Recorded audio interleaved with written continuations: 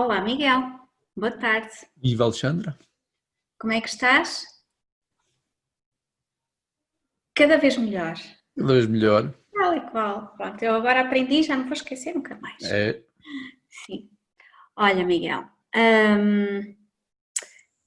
há uns anos atrás, como sabes, eu tive um episódio de depressão e para mim, este é um tema que se está a falar agora muito. Eu tive dúvidas se eu devia trazer ou não, porque está a ser bastante explorado.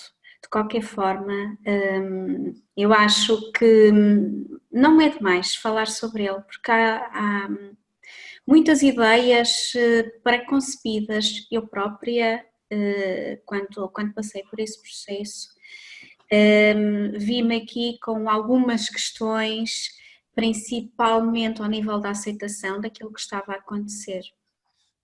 Eu até andei a pesquisar aqui um bocadinho na net sobre a dimensão deste problema de saúde e encontrei que em 2017 a Organização Mundial de Saúde fez um estudo em que estimava que a nível mundial mais de 300 milhões de pessoas, que equivale a 4,4% da população mundial, sofram de depressão. O que é que eu gostava de abordar contigo hoje? O que é a depressão realmente? Não vamos entrar aqui pelo campo da medicina que trata estas questões numa perspectiva de conhecimento, o conhecimento que tu tens aqui ao nível da psicologia humana. O que é que podes falar sobre o que é a depressão, quais é que são os sintomas? Certamente te chegam muitas pessoas com este problema e gostava de falar à volta da depressão hoje, se para ti estiver ok este tema, claro. ok. Estou sempre aberto aqui às tuas surpresas e a esse tema que acaba por ser, para mim, um objeto de trabalho já há alguns anos para cá. Como o nome diz, depressão é uma coisa que faz assim, uma depressão. Imagina que a tua vida está assim e de repente faz assim uma depressão e depois pode subir ou não, ou faz assim uma depressão e depois podes continuar o resto da vida ali, meia perdida, meia desorientada, não é? Não vou falar de nenhum tratado sobre a definição da depressão, porque há vários compêndios de medicina da própria Associação Americana de Psiquiatria que classifica diversas desordens de depressão. Em termos muito simples e básicos, depressão é um excesso de passado. Tu estás presa a qualquer coisa que aconteceu e não consegues desviar dali a ideia. É como se estivesses sempre a repetir a mesma situação que passou, como se o pensamento fosse permanente. Então tu estás no presente, mas efetivamente a tua cabeça, a tua mente está em algo que passou. E às vezes pode ser algo que passou lá atrás, como algo que passou ontem, não é? E a vida não é contínua e é natural que nós tenhamos certas quebras à medida que vamos evoluindo e que nos damos conta que não controlamos tudo à nossa volta e às vezes nem a nós próprios conseguimos controlar.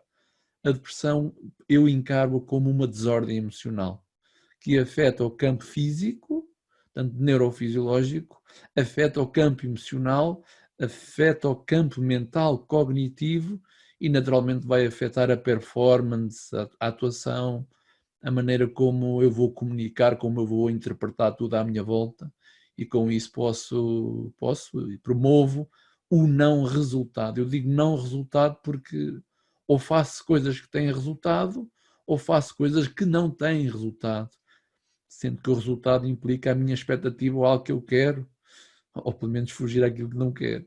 Para mim, depressão é muito isso, uma desordem emocional em que a pessoa está a funcionar de uma maneira que a faz sentir-se limitada sobre a vida, sobre a percepção das coisas e angustiada.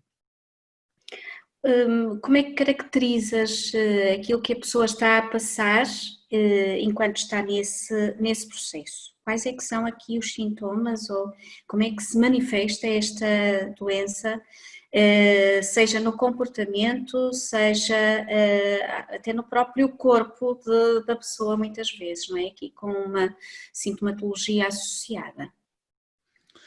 Tu acabaste de chamar doença, há quem não lhe chame doença. E claro, eu não vou discutir aqui o que é que se trata, se é doença, se não é doença, não é?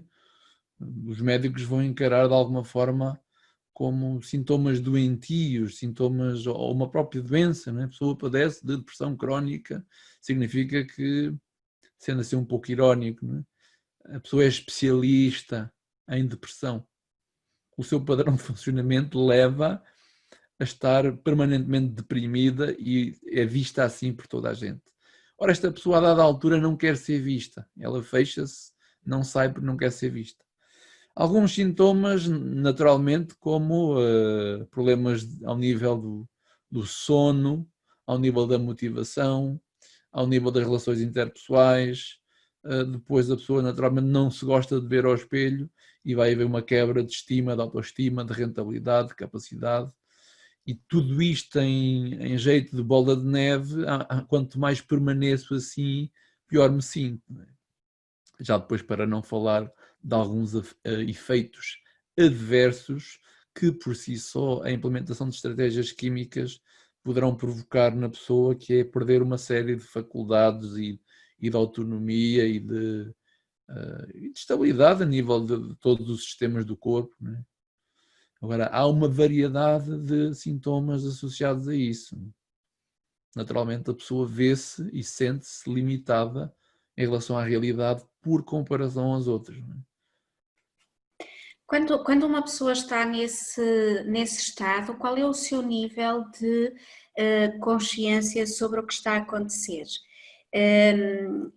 Falando do meu caso, e não tenho mesmo problemas em falar sobre ele, eu tive muita dificuldade em reconhecer o que estava a acontecer. Eu achava que estava a lidar com a situação e não estava. E depois eu tinha aquela sensação e ouvi várias vezes, e até independentemente deste episódio, pessoas falarem muito da força de vontade mais do que outra coisa qualquer, ou seja, tu estás aí, sai daí, como se fosse aquele estado algo que a pessoa tivesse entrado quase por livre vontade e que também por livre vontade conseguisse sair. O que eu gostava de perceber é até que ponto é que estes processos são conscientes, qual é o nível de consciência e capacidade que o próprio tem em fazer este processo se não tiver algum tipo de ajuda. Não sei se fui clara aqui na questão. Muito clara, muito clara. Uhum. Vê se concordas comigo. Nós aprendemos que na vida, para estar ok, para ser ok, identidade, para ser ok, eu devo ser capaz de fazer tudo autonomamente, inclusivamente gerir as minhas emoções.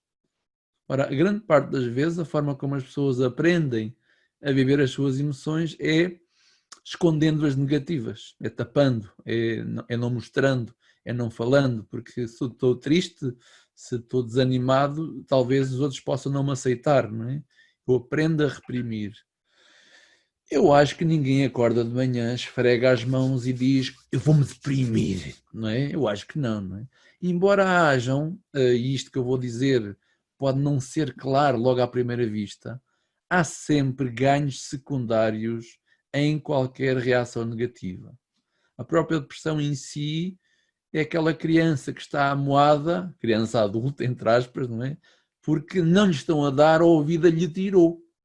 À espera, talvez, que venha alguém e que possa dar colo, que possa devolver ou que a vida lhe devolva. Não é? Claro, nós sabemos que há coisas que são irreversíveis e que a vida já não me vai devolver. ou porque alguém partiu, ou alguém faleceu, ou porque perdi, ou porque de facto houve uma mudança, e o mais garantido na vida é uma mudança, é uma transição, e podemos chamar isso, houve uma evolução, mas que à primeira vista eu não me vejo assim. Eu vejo-me desorientado, eu vejo-me sem emprego, eu vejo sem estabilidade, porque estava seguro aqui em relação a algo, e de um momento para o outro está tudo em casa, layoff, e eu estou aqui, como é que eu vou agora salvaguardar as minhas responsabilidades? E isto está-se a passar muito na atualidade, não é? De forma consciente não é, é de forma automática ou padronizada. E todos nós temos mais ou menos prospeção nada, qual é a palavra, agora não me ocorre, né? Capacidade, predisposição para reagir dessa maneira ou outra, ou de outra. Né? Acho que até é normal haver um certo desânimo quando há um pesar na nossa vida. Né? O anormal seria desatar-me a rir, e mesmo assim há pessoas que o fazem. Né? Portanto, estes processos, embora não sejam conscientes, são da minha responsabilidade inconsciente. E é bom que eu assuma isso, é bom que eu reaja a isso. Muitas vezes as pessoas dizem que sai daí, tens de ter força de vontade, não é? Pode não ser fácil, porque o que é isso, ter força de vontade? Ou vontade de fazer força, como dizia alguém no outro dia, não é? Falando agora do papel daqueles que rodeiam alguém que esteja deprimido, qual é que tu dirias que seria aqui a atitude mais correta a ter? Primeiro, para ajudar a pessoa a ganhar consciência daquilo que está a acontecer, se isso é algo que os outros que nos rodeiam se devem ter esse nível de interferência. Eu pessoalmente acredito que sim, foi o que me ajudou a ganhar consciência do que estava a acontecer. E depois, como é que podem ajudar?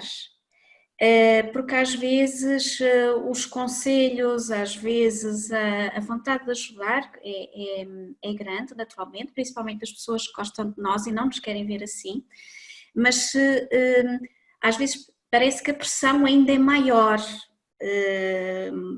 com as ajudas, com as dicas, uma pessoa sente-se culpada por realmente ter entrado naquele estado. Mas eu também compreendo o lado de quem está de fora a ver e que gostava de fazer algo para poder ajudar. Qual é que tu dirias que seria aqui a melhor forma de apoiar, de ajudar quem está a passar por situações de depressão? Sabes que normalmente as pessoas que entram nesses estados depressivos acabam por ser pessoas mais isoladas, mais fechadas, com menos contacto social. Sem dúvida nenhuma que a variável que é comum a esse tipo de pessoas é que elas têm uma pobreza nas relações sociais que têm. Não é? Uma das coisas que nos ativa, em termos emocionais, são as relações interpessoais. Bem, também há algumas que mais interessam não tê-las, não é?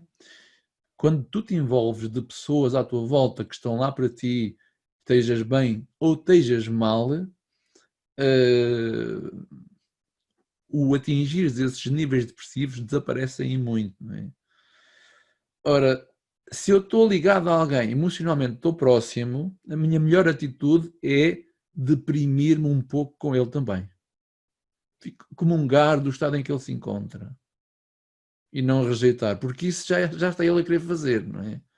Muitas vezes o que a pessoa faz é procurar pôr a cabeça debaixo da areia, ou vai beber uns copos, ou refugia-se em alguma coisa, para não entrar em contacto interior consigo mesmo. Não é? Há ali qualquer coisa em si mesmo, há ali uma descoberta que a pessoa pode fazer nessas situações. Não é? Há até um livro, que agora não me recordo de um autor, que defende que estar um bocadinho deprimido na vida é bom. Mas é um bocadinho, não é? Está totalmente deprimido. Não é? A realidade da vida é esta. Não é? As emoções do ser humano, aceitar as emoções. Não é? Por isso a melhor atitude é começar a portar também, comungar um pouco da prostração do outro e apoiá-lo, mesmo que ele esteja deprimido, ainda gosto mais de ti por estar deprimido, e não ao contrário. Não é? A partir daí, claro, conseguir conduzi-lo a uma reação efetiva sobre o que é que está agora no controle dessa mesma pessoa e que é importante ela fazer, porque muitas coisas não estão no nosso controle. Eu estar-me a focar em algo que não está no meu controle como a causa do meu mal-estar é a principal causa da depressão. Eu estou à espera que a realidade mude à minha volta para eu ficar melhor, só que isso não depende de mim. Não sou eu que tenho que mudar a realidade à minha volta.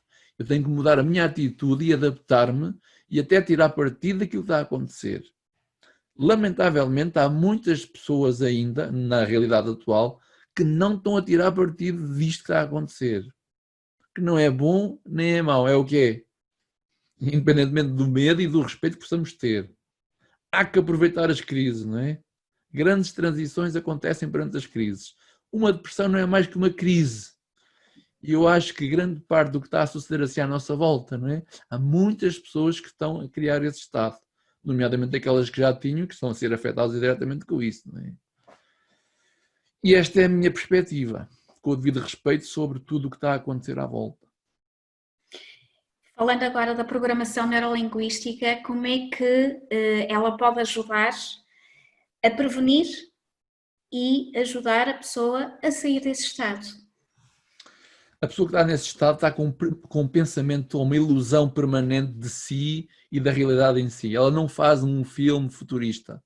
Ela está parada. Aliás, às vezes faz ao contrário, não é? Faz uma coisa ainda pior, que a minha vida vai ser uma desgraça e nunca mais vou ser qualquer coisa, não é?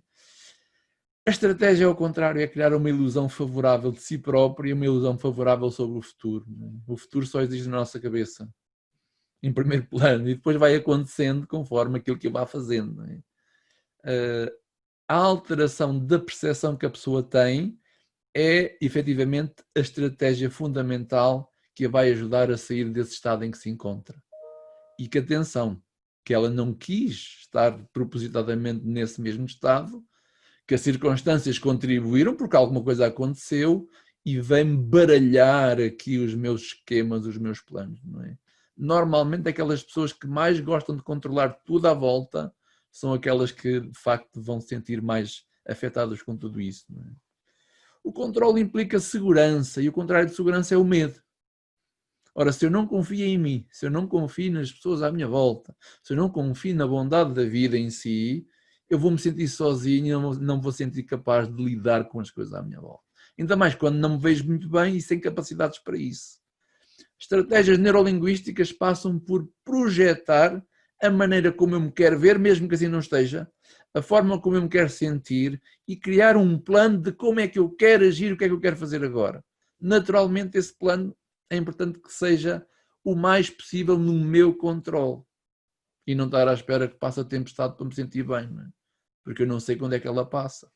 Então deixa-me dançar nela. Não é? Aprenda. Se não pode mudar a tempestade, aprenda a dançar nela. Desfrute dela. Não é?